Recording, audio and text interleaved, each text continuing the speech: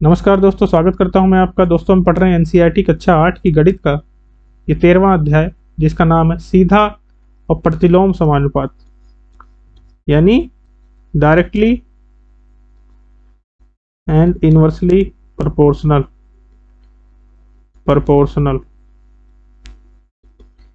Directly का मतलब है या कि अगर हम एक चीज बढ़ाएंगे तो दूसरी चीज भी बढ़ेगी। अगर हम मान लो एक रोटी खाते हैं और तो हमारा पेट जो है जितना भरेगा, दो रोटी खाएंगे तो और ज्यादा भर जाएगा, पेट जो है हमारा और ज्यादा भर जाएगा। तीन खाएंगे और ज्यादा पेट भर जाएगा। यह है डायरेक्टली प्रोपोर्शनल। इनवर्सली प्रोपोर्शनल क्या है दोस्तों? एक रोटी खाएंगे तो हमारी जो भूख है वो थोड़ी कम हो जाएगी। भूख जो है हमारी जो भूख है वो थोड़ी कम हो जाएगी। दो रोटी खाएंगे हमारी भूख थोड़ी और कम हो जाएगी, थोड़ी और कम हो जाएगी। तीन रोटी खाएंगे और कम हो जाएगी, यानी हम रोटियों की संख्या बढ़ा रहे हैं, हमारी भूख जो है कम होती जा रही है। ये इनवर्सली प्रोपोर्शनल हुआ। हमारा पेट भरता जा रहा है, ये डायरेक्टली प्रोपोर्शनल। आशा करते हैं दोस्तों आप समझ पा रहे होंगे। मैं एक ही एग्जाम्पल से दोनों जोड़ने की कोशिश कर रहा हूं। आइए दोस्तों, ये क्वेश्चन करते हैं हम 5 व्यक्तियों वाला। 5 व्यक्तियों के लिए एक हलवा बनाने के लिए निम्नलिखित सामग्री की आवश्यकता होती है। सूजी, या जिसको रवा भी कहा जाते हैं, 250 ग्राम।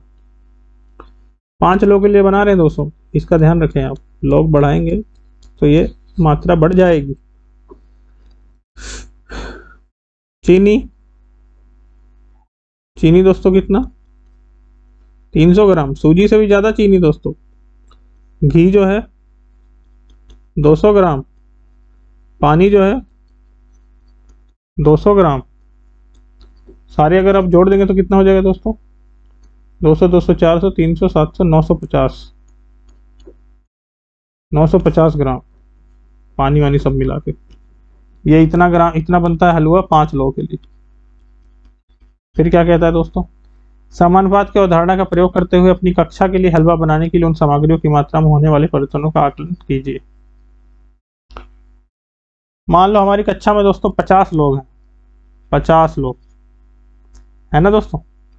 50 लोग हैं तो 10 गुना, इसका 10 गुना हो गया ना दोस्तों, तो ये भी 10 गुना हो जाएगा, यानी 9500 ग्राम।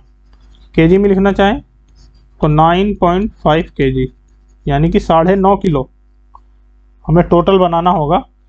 अगर दोस्तों आप इंडिविजुअल भी देखना चाहें, अगर ये जो हमारा सूजी 250 ग्राम लग रहा था, 5 के लिए 250 ग्राम।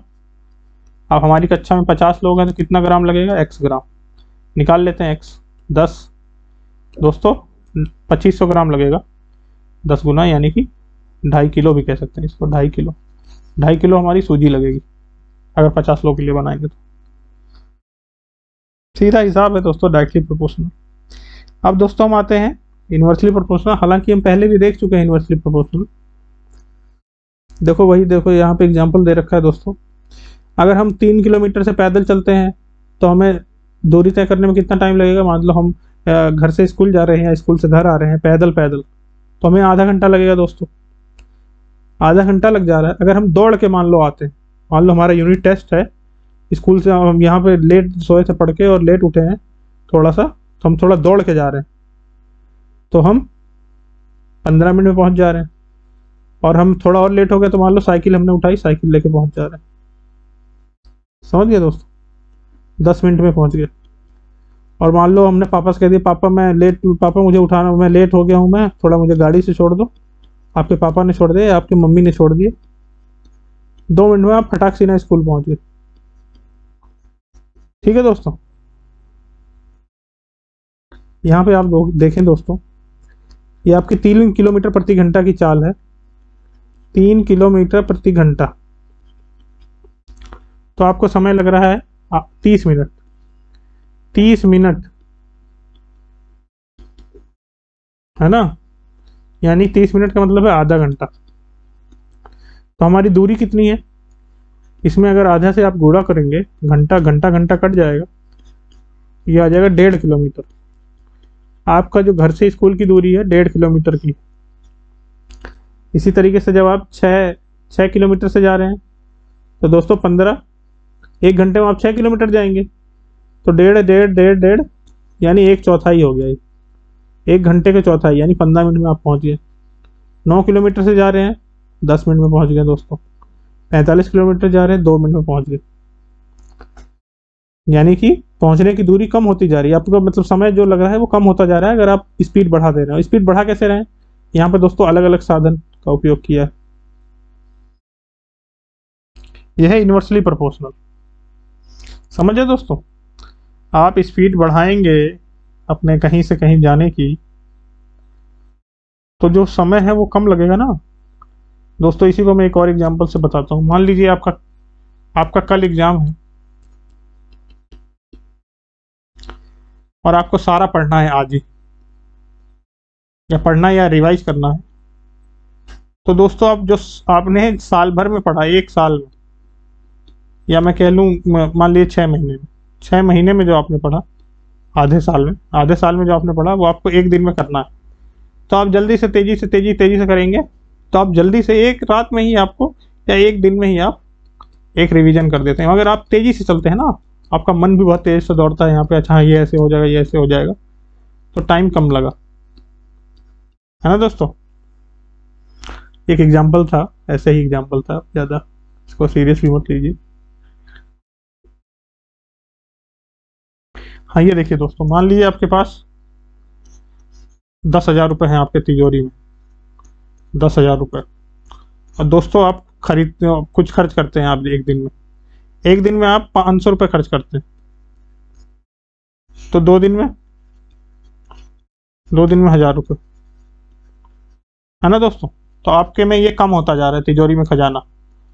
तो अगर दिन बढ़ते जाएंगे, हम बताएं, दिन अगर बढ़ते जाएंगे, दिनों की संख्या अगर बढ़ाते जाएंगे तो तिजोरी का खजाना, तिजोरी का जो रोकड़ा है वो कम होता जाएगा अगर दिन बढ़ते जाएंगे, है ना दोस्तों। एक दिन ये 0 हो जाएगा। तो उसके लिए आपको क्या करना पड़ेगा, आपको तिजोरी में ला के पैसे डालने पड़ेंगे। कैसे डालेंगे, कुछ काम करना पड़ेगा, कहीं से कुछ आमदनी आपकी होनी चाहिए, ठीक है ना दोस्तों। तिजोरी का खर्चा मेंटेन रखना होगा। चलिए ठीक है दोस्तों, इन्वर्सली प्रोपोर्शनल के बारे में पढ़ रहे हैं।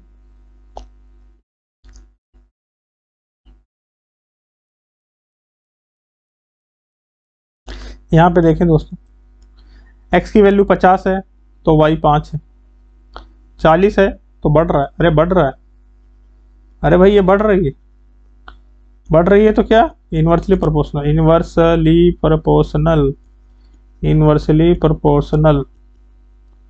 या फिर प्रतिलोम समानुपात। 100 था तो ये x की वैल्यू अगर 100 है तो y की वैल्यू 60 है। x की वैल्यू डबल कर दी हमने, y की वैल्यू आधी हो गई। ये डबल हो रहा है दोस्तों, ये आधा हो रहा है, देख रहे हैं, जस्ट अपोजिट असर पड़ रहा है,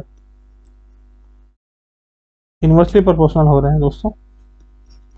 ये आप ऐसे भी कह सकते हैं, मान लीजिए 2 उम्मीदवार हैं, मान लीजिए कोई भी उम्मीदवार, मान लीजिए किसी भी पार्टी के,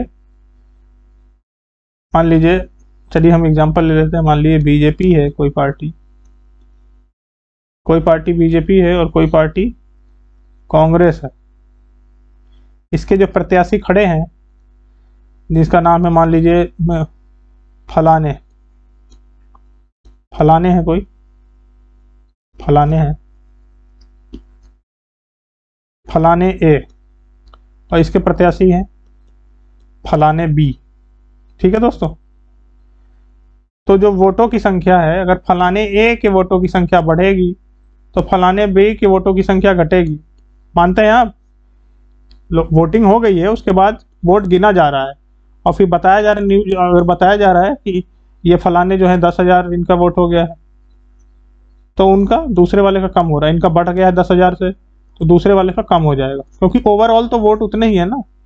तो अगर एक का बढ़ेगा तो दूसरे का कम होगा। ये है दोस्तों इन्वर्सली प्रोपोर्शनल, ठीक है दोस्तों।